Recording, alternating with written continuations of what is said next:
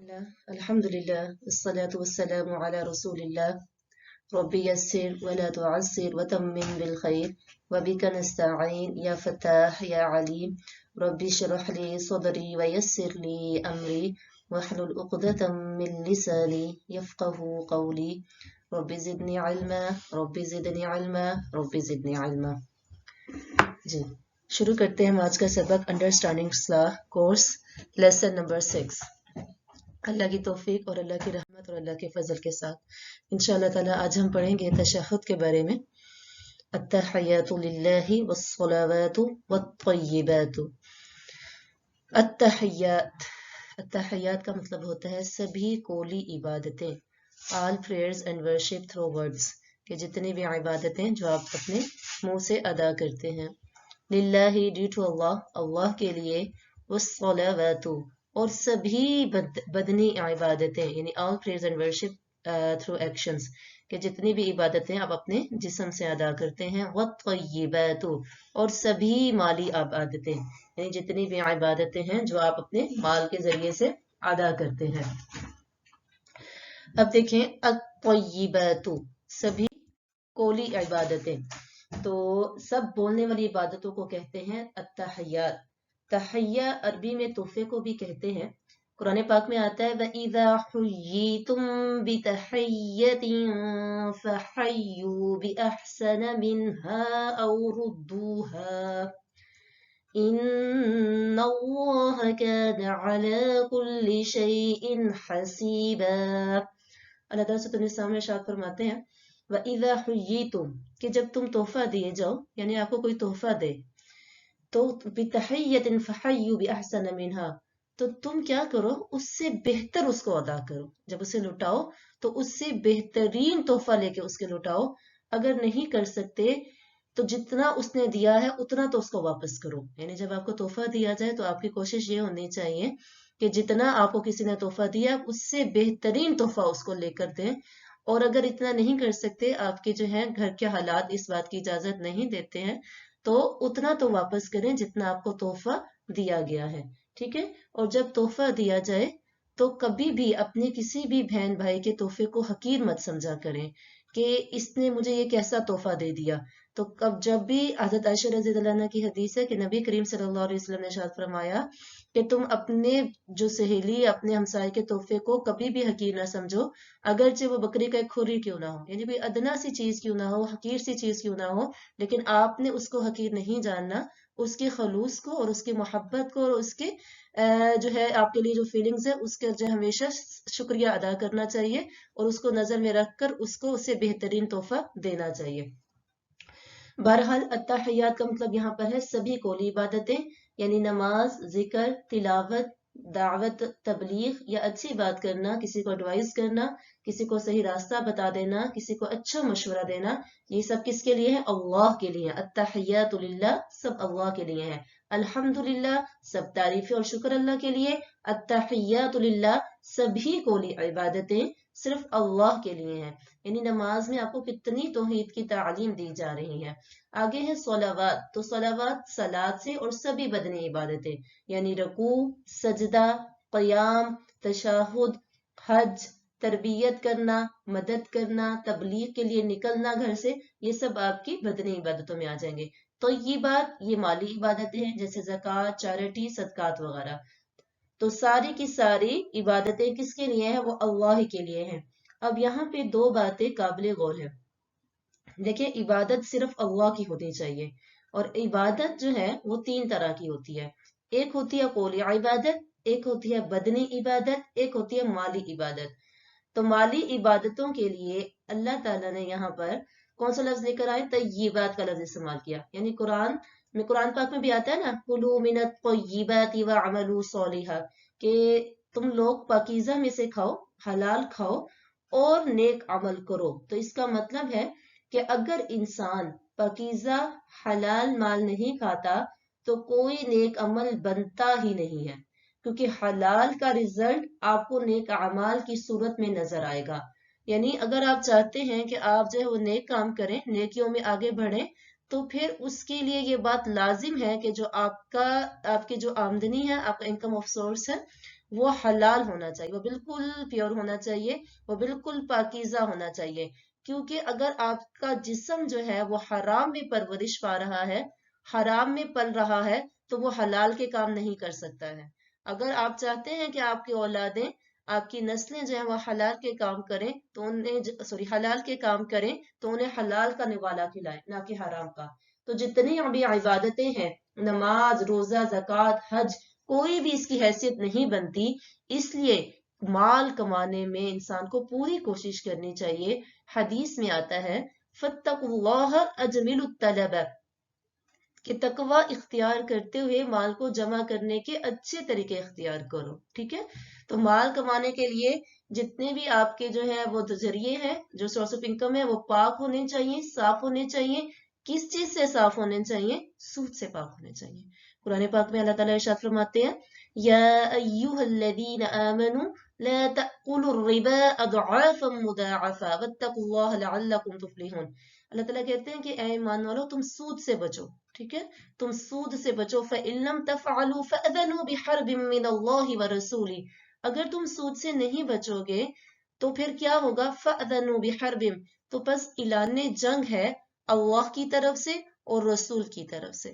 تو جو شخص سود میں پڑتا ہے، سود مال میں جاتا ہے، تو اللہ تعالیٰ ارشاد فرماتے ہیں کہ اس کے لیے اللہ کی طرف سے اعلان جنگ ہے. تو جس سے اللہ پاک جنگ کا ارادہ کر لیں، اعلان کر دیں، اناؤنسمنٹ کر دیں، تو اسے دنیا کی کون سی طاقت بچا سکتی ہے؟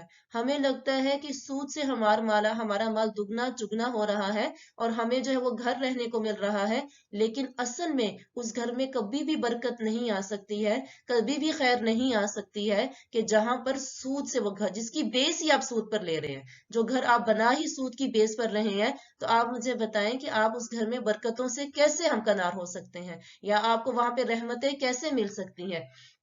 کیونکہ اللہ جب کہہ رہا ہے کہ اعلان جنگ ہے، اور اللہ تعالیٰ سورۃ یونس میں ارشاد فرماتے ہیں وَإِن يَمْسَسْكَ اللَّهُ بِضُرٍّ فَلَا كَاشِفَ لَهُ، کہ اگر اللہ تعالیٰ تمہیں تکلیف پہنچانے کا ارادہ کر لیں، فَلَا كَاشِفَ لَهُ، کہ اس کو کوئی ہٹا نہیں سکتا ہے. تو اللہ جب آپ سے اعلان جنگ کر رہے ہیں تو دنیا کی جتنی مرضی طاقتیں، جو سود آپ کو بڑھتا ہوا نظر آ رہا ہے، تو وہ جو ہے آپ کے لیے بھلائی والا نہیں ہے، بلکہ آپ کے لیے ضرر، نقصان کا باعث ہے.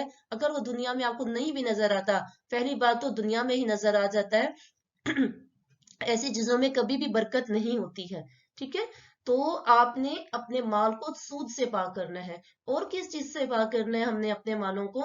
ہم نے اپنے مالوں کو حرام کمائی سے پاک کرنا ہے.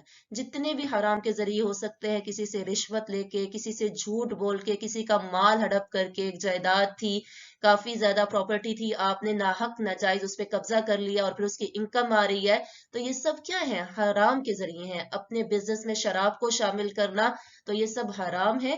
نبی کریم صلی اللہ علیہ وسلم نے لعنت فرمائی ہے ایسے شخص پر کہ جو شراب کو نچوڑتا ہے، اس کو پھر جو ہے وہاں سے کاری کرتا ہے، اس کو پھر آگے ڈیلیور کرتا ہے، آگے اس کو سیل کرتا ہے، اسے بائی کرنے والے پر، ہر شخص پر، اور اس کو پینے والے پر، یعنی اس کو سکویز کرنے والے پر، جو اس کو پہلے تو جو اگاتا ہے، جو اس کو گرو کرتا ہے اس پر، پھر اس کو جو سکویز کرتا ہے اس پر، اور پھر جو اس کو وہاں سے جو ہے کیری کرتا ہے اس پر، آگے جو ہے پھر وہ ڈیلیور کرتا ہے اس شخص پر، آگے اس شخص پر جو سیل کرتا ہے، آگے بائر پر، اور جو اس کو ڈرنکر ہے، جو اس کو پیتا ہے. نبی کریم صلی اللہ علیہ وسلم نے ان شخص تمام لوگوں پر لعنت فرمائی ہے، اور اللہ تعالیٰ نے شراب کو حرام قرار دے دیا ہے. شراب کا پینا حرام ہے، اس کی کمائی بھی حرام ہے. تو اپنے مالوں کو شراب سے پاک کریں، اپنے بزنس کو شراب سے پاک کریں. ہمیں لگتا ہے کہ ہمارا بزنس جو ہے وہ شراب کے بغیر نہیں چل سکتا ہے، تو یہ ہماری سوچ ہے. اللہ کے لیے کیا مشکل ہے؟ آپ شرابیں رکھ لیں، اگر آپ کو وہاں پہ پیسہ نہیں ملنا تو اللہ نے نہیں دینا. اللہ تعالیٰ پہلے ہی فرما چکے ہیں کہ تمہارے مقدر میں جتنا رزق ہے تمہیں اتنا ہی ملنا ہے. یہ فیصلے اللہ کے ہاتھ میں ہیں، اس میں کوئی تبدیلی نہیں ہے. وَمَا مِن دَابَةٍ فِي الْأَرْضِ إِلَّا عَلَى اللَّهِ رِزْقُهَا، کہ جتنے بھی زمین میں جاندار ہیں اس کا رزق اللہ کے ذمے ہے. تو آپ چاہے اس کو حرام کے ذریعے سے لے لیں، چاہے حلال کے ذریعے سے لے لیں، یہ آپ کے اوپر رکھا ہوا ہے اللہ نے. جتنا ملنا ہے نا وہ اللہ کو پتا ہے، آپ کے مقدر میں جتنا رزق ہے ملنا اتنا ہی ہے۔ اب یہ آپ کے اوپر ڈیپینڈ کرتا ہے کہ آپ اس کو کیسے لینے والے بنتے ہیں، آپ اس کو حرام کے ذریعے سے لینے والے بنتے ہیں یا حلال کے ذریعے سے لینے والے بنتے ہیں۔ تو ہمیں کوشش کرنی چاہیے، جب ہمیں پتا ہے کہ ہمارے مقدر میں اللہ نے یہ رزق لکھ دیا ہوا ہے تو ہم کیوں نہ اس کو حلال ذریعے سے لینے والے بنے۔ اور ہمیں اپنے مال کو کس چیز سے پاک کرنا ہے؟ فَأَوْفُوا الْكَيْلَ وَالْمِيزَانَ وَلَا تَبْخَسُوا النَّاسَ، اپنے جب آپ کے بزنس ہیں تو جب لوگوں کو مال دیں تو اس کو جو ہے ناپ تول میں کمی نہ کریں، اس کے اسکیل میں بالکل بھی کسی چیز کی کمی نہ کریں۔ یہ نہ ہو کہ آپ کو جس چیز میں پرائسز مل رہی ہیں اس سے آپ 3 گنا 4 گنا جو ہے زیادہ بڑھا چڑھا کر جو ہے اس کو بیچے۔ تو یہ اپنے مالوں کو حرام نہ کریں۔ آپ کس کے لیے حرام کما رہے ہیں؟ اپنی اولادوں کے لیے، جو آپ کی جب کل آنکھیں بند ہوں گی تو آپ کو دفنا کے جب آئیں گے نا تو کیا کہیں گے؟ اللہ کے حوالے۔ کیا کہیں گے؟ اللہ کے حوالے۔ تو اس وقت جو چیزیں آپ کے کام آئیں گی نا، آپ کے اپنے اعمال کام آئیں گے۔ آپ کا یہی جو اعمال نیک یا بد اعمال یہی آپ کے کام آئیں گے۔ اگر تو آپ نے حرام کمائی ہوگی، اس سے پیچھے اولاد جو ہے اس پہ جھگڑا بھی ہو رہا ہوگا اور فساد کا بھی باعث بنے گی، اور آپ کے اپنے قبر میں بھی کیا ہوگا؟ اس کی وجہ سے عذاب ہوگا۔ تو اللہ اعاذ باللہ من کہ اللہ پاک ہم سب کو اس سے محفوظ رکھے۔ اللہ پاک ہم سب کو حلال کمائی کمانے کی اور اس کی جو ہے برکتیں سمیٹنے کی توفیق عطا فرمائے، اور ہمارے مال کو اللہ پاک حرام سے محفوظ رکھے، اور اگر انجانے میں ہم حرام کما رہے ہیں تو یا اللہ ہمیں اس سے بچنے کی توفیق عطا فرما، آمین۔ تو عبادات کے ساتھ طیبات بھی شامل کرنی چاہیے ہمیں، لیکن اس میں اتنا زیادہ مصروف نہیں ہو جانا چاہیے کہ آپ کی الصلاۃ اور التحیات بھی رہ جائے۔ یعنی طیبات کمائیں، مال کو کمائیں، لیکن اتنا زیادہ اس پہ مصروف نہ ہو جائیں کہ صبح سے شام اسی میں لگے ہوئے ہیں کہ آپ کی بدنی عبادتیں بھی جا رہی ہیں اور آپ کی قولی عبادتوں کے لیے بھی ٹائم نہیں مل رہا ہے۔ ایسی آپ نے مال کا کما کر کیا کرنا ہے؟ ٹھیک ہے، تو مال کمائیں لیکن ایک حد تک۔ تو دعا کریں کہ اللہ تعالیٰ امت مسلمہ کو یہ فکر عطا کرے تو ان 3 عبادتوں کو صرف اللہ کے لیے کرنے والے بن جائیں۔ ٹھیک ہے، تو بخاری اور مسلم شریف کی ایک حدیث ہے کہ ایک بار آپ صلی اللہ علیہ وسلم نے فرمایا کہ 70,000 آدمی ایسے ہیں جو جنت میں بغیر حساب و کتاب کے داخل ہوں گے، اور آپ صلی اللہ علیہ وسلم نے یہ بھی فرمایا یہ وہ لوگ ہیں جو نہ جھاڑ پھونک کرتے ہیں اور نہ کسی سے کراتے ہیں۔ یعنی کیا مطلب؟ جھاڑ پھونک نہ تو تعویذوں کے چکر میں خود پڑھتے ہیں، نہ وہ خود کرتے ہیں، اور نہ ہی وہ کسی کو وہ ریکمنڈ کرتے ہیں، نہ وہ خود جاتے ہیں۔ یعنی وہ صرف اللہ کی ذات پر، فَمَن يَتَوَكَّلْ عَلَى اللَّهِ فَهُوَ حَسْبُهُ، کہ جو کوئی اللہ پہ توکل کرتا ہے نا فَهُوَ حَسْبُهُ، بس وہ اسی کو کافی ہوتا ہے۔ وَمَن يَتَّقِ اللَّهَ يَجْعَل لَّهُ مَخْرَجًا، جو کوئی اللہ پہ توکل کرتا ہے يَجْعَل لَّهُ مَخْرَجًا، اللہ تعالیٰ اس کے لیے نکلنے کی جگہ بنا دیتا ہے۔ وَيَرْزُقْهُ مِنْ حَيْثُ لا يحتسب، اور اللہ تعالیٰ اس کو ایسی ایسی جگہوں سے رزق دیتا ہے کہ جس کا اسے گمان بھی نہیں ہوتا ہے۔ تو ہم نے حسبنا اللہ و نعم الوکیل، ہمارا توکل صرف اللہ پہ ہونا چاہیے۔ ہماری یہ چیز میں اتنی کمی ہے نا آج، ہمارے اپنے اندر اتنی کمی ہے تو ہم اپنی اولادوں کو کیسے سکھائیں؟ تو یہ جو چیز ہے توکل علی اللہ، یہ اپنی اولادوں کو سکھائیں۔ ہر ایک معاملے میں ہم کتنی جلدی پریشان ہو جاتے ہیں، کوئی معاملہ ہمارے ساتھ ہو جائے، اس کو فون گھما، اس کو فون کر، اس کے ساتھ بات کر کے ہمارا یہ معاملہ ڈسکس ہو جائے کہ جو ہے سورٹ آؤٹ ہو جائے کسی طریقے سے، لیکن ہم اللہ سے بات نہیں کرتے جو اس معاملات کو جو ہے سب کو سورٹ آؤٹ کرنے والا ہے۔ تو اپنا جو توکل ہے وہ کس پر رکھنا ہے؟ اللہ پر رکھتے ہیں، اور وہ بدشگونی نہیں لیتے۔ کیا مطلب؟ کہ یہ بلی رستے سے گزر گئی، کالی بلی نے آج رستہ کاٹ لیا، آج پورا دن منحوس گزرے گا، اور یہ چارپائی کے ساتھ جو ہے وہ نہیں بیٹھو، پتہ نہیں کیا، مغرب کے ٹائم جھاڑو نہیں دو، اس قسم کی باتیں جو ہیں وہ بہت قسم کی باتیں جو بنی ہوئی ہیں، اب دماغ میں نہیں ہے اتنی، یہی 2 ایگزامپل تھی میرے دماغ میں۔ تو اس قسم کی وہ بدشگونیاں وغیرہ وہ نہیں لیتے ہیں، اور اپنے رب پر بھروسہ کرتے ہیں۔ حسبنا اللہ و نعم الوکیل، حسبی اللہ لا الہ الا هو علیہ توکلت وہو رب العرش العظیم، کہ وہ اپنے رب پر کیا کرتے ہیں؟ توکل رکھتے ہیں۔ ایسے لوگ جو اللہ پہ توکل کرنے والے ہیں وہ بغیر حساب کتاب کی جنت میں داخل ہوں گے۔ تو یہ سن کر عکاشہ بن محسن رضی اللہ عنہ کھڑے ہوئے اور کہا، اے اللہ کے رسول صلی اللہ علیہ وسلم، میرے لیے دعا فرمائے کہ اللہ مجھے ان میں سے کر دے۔ تو آپ صلی اللہ علیہ وسلم نے فرمایا تم انہی میں سے ہو۔ پھر ایک اور صحابی کھڑے ہوئے اور انہوں نے کہا میرے لیے بھی دعا فرما دے، اللہ مجھے بھی ان میں سے کر دے۔ تو آپ نے فرمایا عکاشہ تم پر سبقت لے گیا۔ تو اس حدیث سے ہمیں کیا بات سیکھنے کو ملتی ہے؟ کیا لرن کرتے ہیں ہم لوگ؟ کہ ہم اچھی بات سنتے ہی جلدی ہی دعا کرنی چاہیے، ٹھیک ہے، کہ اللہ تعالیٰ ہمیں اسے کرنے کی توفیق دے دے۔ اور हमसे कोई सबकत ना ले जाए, जैसे उकाशा ले गए। तो देखिए उन्होंने कहा मेरे लिए दुआ करें, हजरत उकाशा बिन मोहसिन ने, तो अल्लाह के नबी ने उनके लिए दुआ फरमाई, और उनको 70,000 लोगों में से शामिल है कि जो बगैर हिसाब किताब के जन्नत में जाएंगे। तो दूसरे साहबी ने फरमाया कि आप मेरे लिए भी करें, तो आपने कहा कि नहीं, उकाशा सबकत ले गया, दुआ उसके हक में मकबूल हो गई।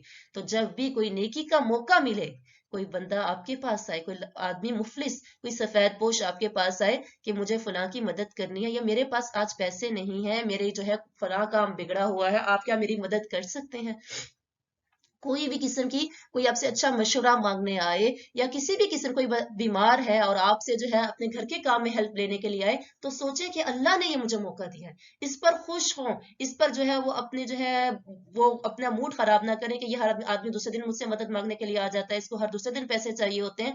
आप सोचें कि अल्लाह ने मुझे मौका दिया है, उस बंदे का काम हो जाएगा, किसी ना किसी जरिए से हो जाएगा, लेकिन अल्लाह ने आपको चुना है, आपको ये तौफीक दी है कि आप उसका काम कर सके। तो कुरान में आयत करीम में आता है फस्तबिकुल खैरात, कि तुम नेकियों के कामों में सबकत ले जाओ। तो नेकियों के कामों में आपको सबकत लेके जानी चाहिए। जैसे ही कोई अच्छी बात सुनने को मिले उसको आगे फैलाएं, कोई अच्छी क्लास में मौका मिले एडमिशन लेने का, कोई नई बात सीखने का मौका मिले, तो देर ना लगाएं, फौरन एडमिशन लें और उस नई बात को सीखें। हाँ, इस बात की एहतियात जरूर रखें कि आप देखें कि हम किस बंदे से दीन का इल्म ले रहे हैं। ये नहीं कि हर कहीं जहाँ पे एडवर्टाइज चली तो आपने वहां पर जो है एडमिशन ले लिया, बल्कि पहले छानबीन करें कि जिससे इल्म हासिल कर रहे हैं वो खुद कितने पानी में है, खुद कितना काबिल है, इस बात का ध्यान रखें।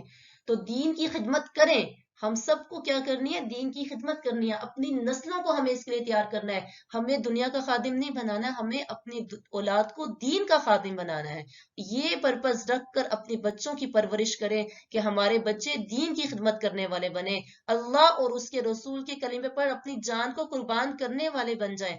ये लेकर अपनी नस्लों की तरबियत करें। और अगर आप नहीं करेंगे, मैं नहीं करूंगी, हमारे बच्चे नहीं करेंगे, तो कोई कमी नहीं है, लाखों लोग उठेंगे जो इस दीन की खिदमत करेंगे। अल्लाह ताला सूरह मोहम्मद में इरशाद फरमाते हैं वइन ततवल्लु, कि अगर तुम मुड़ गए, तुमने एराज कर लिया, यस्तबदिल कौमन गैरकुम, अल्लाह तुम्हारी जगह किसी और कौम को ले आएगा, सुम्मा ला यकूनु अमसालकुम, और वो तुम्हारी तरह के नहीं होंगे, वो दीन का खिदमत करने वाले होंगे। अल्लाह ताला कुरान करीम में इरशाद फरमाते हैं लियुहिक्कुल्लाहुल हक्क बिकलिमातिही वलौ करिहल मुजरिमून, ये बात ना तय है, अल्लाह ताला ने ये बात लिखी हुई है कि अल्लाह ताला ने अपना जो कलिमा है ना, कलिमा हक जो है, अल्लाह का जो कलिमा है तौहीद, और अल्लाह का जो दीन है इस्लाम है, अल्लाह ने इसको गालिब करके रहना है, जो मर्जी हो जाए।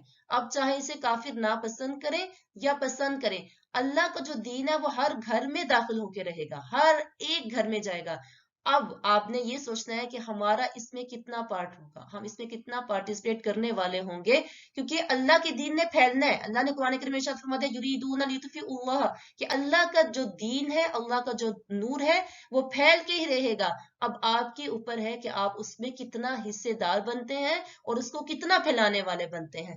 तो हम सबको इस बात की कोशिश करनी चाहिए कि इस दीन को फैलाने वाले बने, इस दीन को एक आगे पहुंचाने वाले बने। बल्लिगु अन्नी वलो आया, नबी करीम सल्लल्लाहु अलैहि वसल्लम ने इरशाद फरमाया कि मेरी तरफ से पहुंचा दो, अगरचे एक बात ही क्यों ना हो, एक आयत ही क्यों ना हो, तो आपने आगे पहुंचाना है, चाहे एक बात ही क्यों ना हो, और इस्लाह की गर्ज से बचाना है, ना कि ताने देने की गर्ज से। बाज लोग होते हैं ना कि दूसरे लोगों को सुनाने की गर्ज से जो है वो कुरान पाक की आयत, तो ये मकसद नहीं होना चाहिए। वहां पर इस्लाह नहीं होती है, फिर वहां पे कुरेक्शन नहीं होती है, वहां पे फसाद फैलता है, वहां पे खराबी फैलती है, वहां पर जो है फिर झगड़े के बाइस बन जाती है वही खैर की बात। तो आपकी नीयत पे बहुत डिपेंड करता है कि आपकी नीयत कैसी है। आपकी नीयत जो है हमेशा लोगों की इस्लाह करने की और अपने अल्लाह को राजी करने की होनी चाहिए, ना कि किसी पर तानेबाजी करने की और ना ही किसी को बातें सुनाने की। ठीक है, तो ये बड़ा ही गलत तरीका है कि आप लोगों को ताने देने के लिए या उनको बातें सुनाने के लिए कुरान करीम का या नबी करीम सल्लल्लाहु अलैहि वसल्लम की हदीस का इस्तेमाल करें। ये बड़े गुनाह की बात है।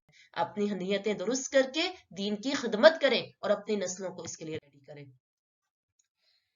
तो अल्लाह से दुआ करें कि मुझे इन तीनों इबादतों का जो जिक्र हुआ है کہ مجھے ان تینوں میں حصہ لینے کی توفیق دے، تینوں کا احتساب کریں۔ آپ دیکھیں کہ میری زبان کا کیا حال ہے، میری زبان کتنی دنیا کی باتوں میں مشغول رہتی ہے اور کتنی اللہ کے ذکر میں مشغول رہتی ہے۔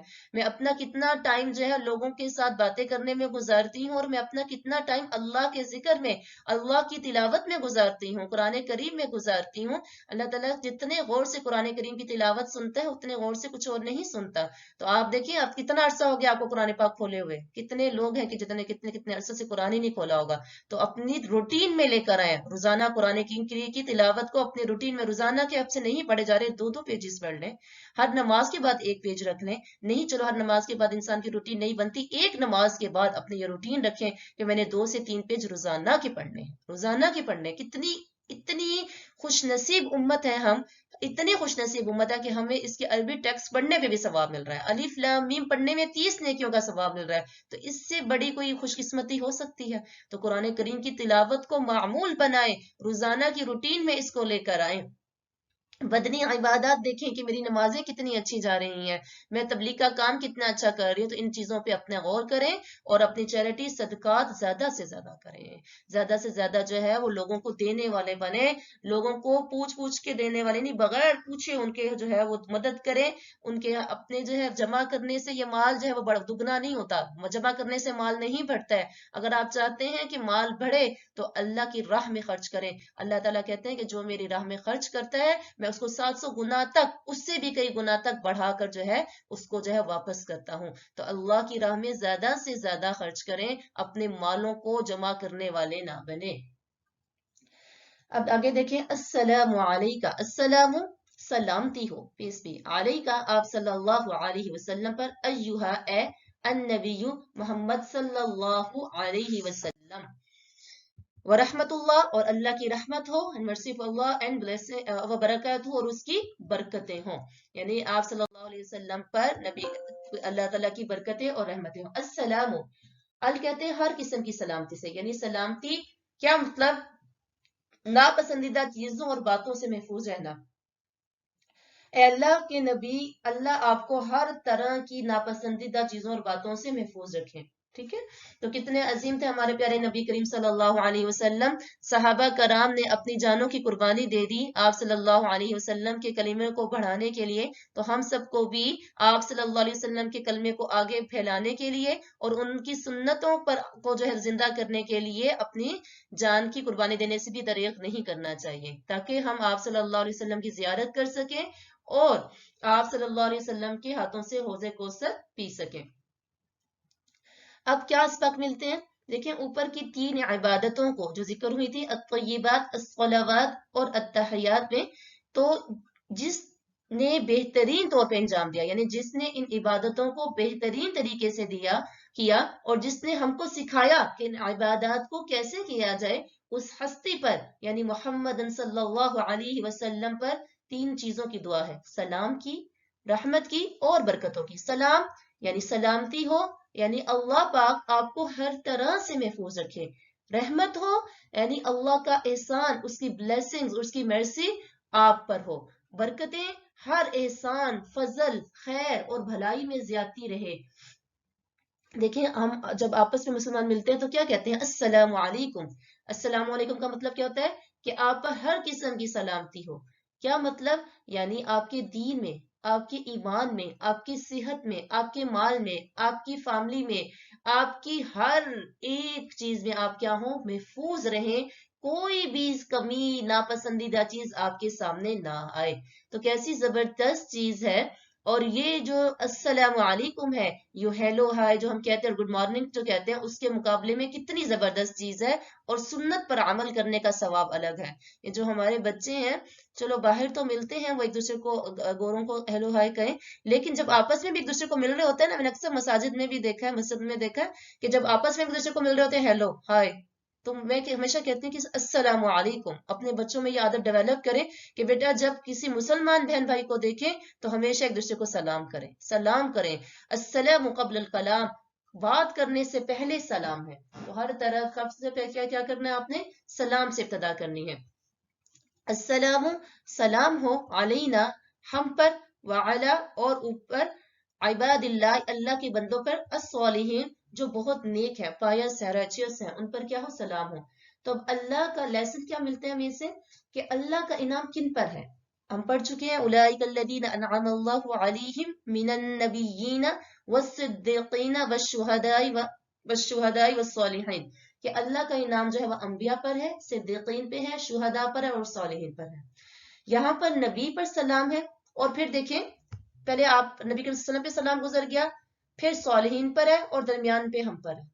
پہلے آپ صلی اللہ علیہ وسلم پر سلام گزرا، اینڈ میں صالحین پر، اور درمیان پہ علینا ہم پر سلامتی کی دعا کی گئی ہے۔ اس میں اشارہ اس طرف ہے کہ جو النبی کریم محمد صلی اللہ علیہ وسلم کے لیے دعا ہم کریں گے سلام کی، سلامتی کی، وہ تو مقبول ہے، وہ مقبول ہوگی، قبول ہے، اور جو صالحین کے لیے دعا کی جائے گی وہ بھی قبول ہے۔ تو بہت امید ہے اللہ کی ذات سے کہ جب ان دونوں کے حق میں دعا قبول ہے تو درمیان میں جو ہم جیسے گناہ گار ہیں، جو خطا کار ہیں، اللہ تعالیٰ جو ہے وہ ہم جیسے گناہ گاروں کے حق میں بھی رعایت فرمائیں گے اور اللہ تعالیٰ ہمیں بھی بخش دیں گے۔ تو یاد رکھیں اللہ کی رحمت اس کو ملے گی جو عمل کے ساتھ اس کو حاصل کرنے کی کوشش کرے گا، جیسے کہ صالحین نے کیا۔ اس لیے ہمارے لیے یہ میسج بھی ہے کہ ہم دعا کریں، کہ ہم دعا کے ساتھ ساتھ نیک اور صالح بننے کی کوشش کریں۔ اس لیے قرآن میں انعام ملنے والوں کے 4 گروپس میں سے پہلے انبیاء کا ذکر ہے اور آخر میں صالحین کا ذکر ہے۔ اب دیکھیں ہم کیا بن سکتے ہیں، نبوت کا سلسلہ ختم ہو گیا ہے، ہم صدیق بن سکتے ہیں، اب ہم نبی تو نہیں بن سکتے نا، اب صدیق بن سکتے ہیں یا شہداء بن سکتے ہیں یا صالح بن سکتے ہیں۔ تو روزانہ کروڑوں لوگ نماز میں یہ دعا کرتے ہیں کہ اگر ہم ان کی دعا لینا چاہتے ہیں تو ہم کو صالح بننے کی کوشش کرنی ہوگی۔ اللہ ہمیں صالحین میں سے بنا دے تاکہ ہم ان کی دعاؤں سے فائدہ اٹھانے والے بن سکیں۔ صالح بنے اور صالح بننے کے ساتھ رہنے کی پلاننگ کریں، یعنی صالح خود بھی بنے، پائس خود بھی بنے، اور جو لوگ نیک ہیں ان کے ساتھ رہنے کی پلاننگ کریں۔ ایک حدیث میں ہے کہ ایمان والے جب عباد اللہ صالحین کی دعا کرتے ہیں تو آپ صلی اللہ علیہ وسلم نے فرمایا جتنے بھی ایمان والے ہیں سب کو اس کا فائدہ ہوتا ہے۔ اللہ ہمیں بھی نیک لوگوں میں بنا دے تاکہ ہم ان کی دعاؤں سے بینیفٹ یعنی پورا فائدہ اٹھانے والے بن جائیں۔ اگر آپ کسی صالح پرسن کے ساتھ نہیں رہتے ہیں تو ٹائم اپنا نہیں سپینڈ کر رہے، نہیں گزار رہے، تو اس کا مطلب یہ ہے کہ آپ نیک نہیں بن سکتے، کیونکہ یہ جو ساتھ ہوتا ہے، یہ جو کمپنی ہوتی ہے، یہ بڑا کام کی چیز ہوتی ہے۔ آپ اپنی کمپنی سے بہت زیادہ چیزیں سیکھتے ہیں۔ اگر آپ کی کمپنی جو ہے وہ نیک لوگوں میں سے ہے، جن کا ذکر اللہ کے ذکر، جن کا جو مجلس ہے وہ اللہ کے ذکر سے شروع ہوتی ہے اور اللہ کے ذکر پہ ختم ہوتی ہے، تو وہ اس کا چیزوں کا آپ کو بہت فائدہ ملے گا، آپ کو کچھ نہ کچھ اچھا سننے کو ملے گا۔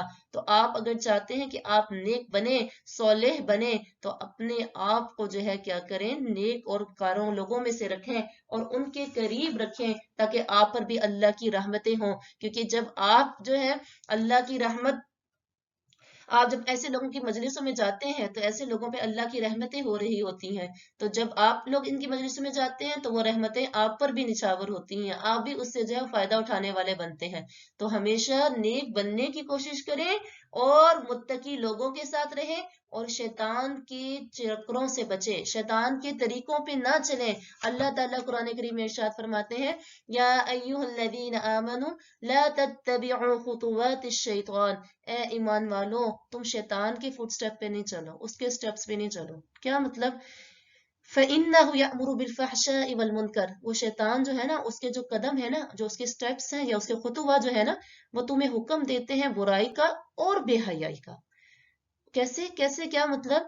دیکھیں شیطان جو ہے وہ آپ کو ڈائریکٹلی یہ نہیں کہتا کہ چلو جا کے زنا کر لو، جاؤ جا کے سود کماؤ، جا کے حرام کماؤ، نہیں، وہ ایسے نہیں کہتا ہے۔ وہ آپ کو سٹیپ بائی سٹیپ ان چیزوں میں انڈلج کرتا ہے، وہ ایک دم آپ کو یہ کام کرنے کا نہیں دیتا ہے۔ ایک بہت ہی مشہور واقعہ ہے عیسائیوں کا، عیسائیوں میں سے ایک بہت بڑا جو ہے ان کا راہب تھا، عبادت گزار تھا، اس کا نام تھا بارسیسا، شاید آپ میں سے کسی نے سنا ہو۔ فارسیسا اس کا نام تھا، بڑا متقی اور بڑا ہی عبادت گزار اور بڑا ہی نیک تھا۔ تو اس بستی میں، ٹاؤن میں رہتا تھا، وہاں پہ 3 بھائی تھے، وہ تینوں بھائی جو ہے وہ جہاد کے لیے جا رہے تھے۔ انہوں نے اس پارسیسا سے کہا کہ ہم جہاد کے لیے جا رہے ہیں، ہماری ایک بہن ہے، کیا آپ اس کی ٹیک کیئر کر سکتے ہیں، آپ اس کا جو ہے وہ خیال رکھ سکتے ہیں کہ ہم جائیں، وہ اکیلی ہے، جوان ہے گھر میں۔ تو اس نے کہا ٹھیک ہے میں رکھ لوں گا، کیونکہ وہ سب سے زیادہ نیک تھا، تو بھائیوں نے اس پر اعتماد کیا، ٹرسٹ کیا۔ تو وہ بارسیسا جو ہے وہ چلے گئے بھائی، تو بارسیسا جو ہے پیچھے اس کے جو ہے گھر جاتا تھا، نوک کرتا تھا، کسی چیز کی ضرورت ہے، فوڈ پرووائڈ کرتا تھا، کھانا وغیرہ لے کے جایا کرتا تھا۔ تو آہستہ آہستہ شیطان نے اس کے دل میں بات ڈالی کہ تم اس سے بات کرتے ہو، کھانے کا پوچھتے ہو، آگے سے جواب آتا ہے، تو آواز کتنی خوبصورت ہے اس عورت کی، تو تھوڑا سا اپنے بات کو بڑھاؤ، بات چیت کو بڑھاؤ، کلام کو بڑھاؤ۔ تو اس نے کہا ہاں ٹھیک ہے، یہ بھی صحیح بات ہے، بات چیت بڑھانے میں تو کوئی حرج نہیں ہے نا، تھوڑا سا بات کو بڑھا لیتے ہیں اپنی۔ وہ گیا، اس نے بات چیت بڑھانا شروع کی، جی باتیں جو ہے وہ زیادہ بڑھنے لگ گئی۔ اب شیطان نے کہا کہ چلو بات چیت تو بڑھا رہے ہو، دیکھو اس کے ہاتھ کتنے خوبصورت ہے، جب وہ چیز پکڑتی ہے تو کتنے خوبصورت اس کے ہاتھ ہے، تو دیکھنے میں تو قباحت نہیں، تو اسے دیکھ لو۔ تو جی فارسیسا نے اس عورت کو دیکھنے کا کہا، تو اس عورت نے بھی مان گئی، تو خیر وہ اس کے جو ہے گھر میں چلا گیا، اسے دیکھ لیا۔ اب اس نے کہا کہ چلو دیکھ لیا تو تھوڑا سا اور اپنی گفتگو اور اپنی ملاقاتیں بڑھائی جائیں اور زیادہ سے زیادہ ملاقات کی جائے۔ اب بات جو ہے وہ کرتے کرتے کہاں تک پہنچ گئی، فزیکل ریلیشن تک پہنچ گئی۔ جب فزیکل اس کا جو ہے ریلیشن بنا اس عورت کے ساتھ، تو وہ عورت جو ہے وہ پریگنٹ ہو گئی اس کی وجہ سے۔ اب جب اس کی پریگننسی ٹھہری تو شیطان نے پارسیسا کے دل میں بات ڈالی کہ تو کتنا عبادت گزار تھا، تو کتنا متقی تھا، کتنا پرہیزگار تھا، یہ تو نے کیا کام کر لیا۔ اب جب اس کے بھائی آئیں گے، ان کو پتا چلے گا وہ تیرے پر اعتماد کر کے گئے تھے، وہ تو بڑا، تیری تو بڑی بدنامی ہوگی، تو اب تو اسے قتل کر دے۔ پارسیسا نے اسے قتل کر دیا اور جا کے اسے دفنا دیا۔ بھائی واپس آئے، انہوں نے کہا ہماری بہن کا ہے، اس نے کہا مجھے تو نہیں پتا، وہ لگتا بھاگ گئی ہے، کہاں گئی ہے، مجھے کچھ علم نہیں ہے۔ بھائیوں نے بھی یقین کر لیا کہ ٹھیک کہہ رہے، اتنا عبادت گزار ہے، یہ جھوٹ تو نہیں بول سکتا نا۔ اب شیطان نے کیا کیا، تینوں بھائیوں کے خواب میں آیا اور ان کو دکھایا کہ تمہاری بہن کو اس پارسیسا نے قتل کیا ہے اور فلاں فلاں جگہ ہے، وہاں پر اس نے اس کو دفنایا ہوا ہے۔ بھائی وہاں پہنچے، وہاں پہ اپنی بہن کی لاش کو نکالا، یہ بات پروو ہو گئی کہ اٹ واز پروون کہ یہ جو ہے اس کو جو قتل کرنے والا کون ہے، اس کا مرڈر یا کلر جو ہے وہ یہ پارسیسا ہے۔ کنگ تک جو وہاں کا بادشاہ تھا، وہاں تک جو ہے مقدمہ گیا، تو یہ بات ثابت ہوئی کہ جو پارسیسا جو ہے وہ کیا ہے، گلٹی ہے، اور اس کو جو ہے اب کیا ہوگی، ہینگ کیا جائے گا، یعنی اس کو ہم پھانسی دیں گے۔ اب جب وہ جیل میں تھا، پریزن میں تھا، شیطان آیا، کیسا بدبخت ہے، اللہ اکبر، اعاذنا اللہ من، کہتا ہے اسے کہ دیکھ میں نے تیرے ہر معاملے میں مدد نہیں کی ہے پارسیسا، ہر معاملے میں تجھے بچایا ہے، ہر معاملے میں تجھے سیو کیا ہے، میں تجھے اب بھی کر دوں گا، تو مجھے سجدہ کر، پروسٹریٹ ہو جا میرے آگے، مجھے سجدہ کر دے، میں تجھے جو ہے پھانسی ہونے سے بچا دوں گا۔ اس بدبخت نے اس کو کیا کر دیا، سجدہ کر دیا۔ جیسے ہی سجدہ کیا، اس بدبخت نے کیا کہا، انی اخاف اللہ رب العالمین، بھی میں تو تیرے سے بری ہوں، میں یہاں سے جا رہا ہوں، میں تیرا کچھ نہیں کر سکتا۔ تو یہ دیکھیں کتنا نیک آدمی، کتنا متقی آدمی، اس نے اس سے کیا کروایا، سٹیپ بائی سٹیپ کروا کے اس سے زنا کروایا، پھر اس سے جھوٹ بلوایا اور قتل کروایا، جھوٹ بلوایا، اور اینڈ میں شرک جیسی بیماری جس کی بخشش نہیں ہے، اس نے وہ بھی کروا دیا، اس کو اپنے آگے سجدہ ریز کر دیا، اور اس کا انجام کیا ہوا کہ جہنمی بن گیا۔ تو ہمیں ہمیشہ جو ہے اپنے آپ کو چیک کرتے رہنا چاہیے، محاسبہ کرتے رہنا چاہیے، کبھی بھی اپنی نیکیوں پر، اپنی جو ہے اچھائیوں پر، اپنی پاک دامنی پر بہت زیادہ گھمنڈ نہیں کرنا چاہیے، پرائڈ نہیں ہونا چاہیے، کیونکہ آپ کو نہیں پتا ہے کہ شیطان کب آپ کے دل میں کوئی بات ڈال کر آپ سے کتنا بڑا گناہ کروا لے۔ ہمیشہ ڈرنا چاہیے، ہمیشہ اللہ سے ڈرنا چاہیے، اپنے آپ کو حقیر سمجھنا چاہیے، اپنے آپ کو دوسرے مسلمانوں کو اپنے سے بڑھ کر سمجھنا چاہیے، کیونکہ ہر مسلمان کو اپنے سے اچھا سمجھنا چاہیے، کیونکہ اس کے پاس ایمان کی دولت ہے، اس نے کلمہ پڑھا ہوا ہے۔ آپ کو نہیں پتا کہ مرنے سے پہلے کب اللہ تعالیٰ اس کو کلمہ پڑھنے کی توفیق عطا فرما دے۔ تو ہمیشہ اللہ سے ڈر کر رہنا چاہیے، ہمیشہ جو ہے اپنی نیکیوں کو ہمیشہ کم سمجھنا چاہیے، اور اللہ سے پناہ مانگنی چاہیے اس شیطان سے۔ آگے دیکھیں، اب یہ جو کلمہ ہے اشہد ان لا الہ الا اللہ، اس کی جو تشریح قرآن پیچھے ہم گزر چکے ہیں، وہاں پر بھی کر چکے ہیں، اذان کے چیپٹر میں بھی ہم نے کی تھی۔ تو ایک اور واقعہ آپ کو سنا دیتے ہیں یہاں پہ، کہ ایک بڑا آدمی تھا، موت کے قریب تھا، تو ڈاکٹر نے اس کے بیٹے سے کہا کہ باپ کے پاس جا کے کلمہ پڑھو۔ بیٹے نے بار بار پڑھا مگر باپ نہیں پڑھ سکا۔ بیٹے نے عربی میں کہا ابا جان لا الہ کہیں، تو باپ نے جو عرب تھا اس نے کہا کہ بیٹا پڑھنا چاہتا ہوں لیکن پڑھ نہیں پا رہا۔